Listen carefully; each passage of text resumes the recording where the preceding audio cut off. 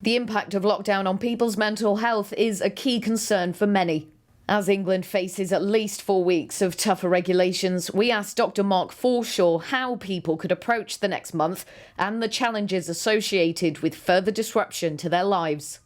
The problem from a psychological point of view, the problem with the regional approach is that you have situations where people might perceive it to be unfair because they live one side of a border and they can't do certain things. So the idea that the whole of England is under a lockdown that's the same for everybody means that people will find it much more fair, and they will be able to knuckle down and effectively do what they did before.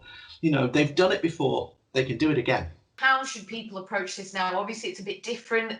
First time around, the weather was nice. We had the long days. People could sort of enjoy outside. Now it's dark, it's gloomy. How should people be approaching this? What are some things they can do to kind of help themselves, really? I think one of the first things is to take advantage as much as possible of the daylight that we do have at this point in time. We know that daylight is good for people, and in some cases, dark nights and short days is not good for people's mental health. Some people react to that very badly with seasonal affective disorder and so on.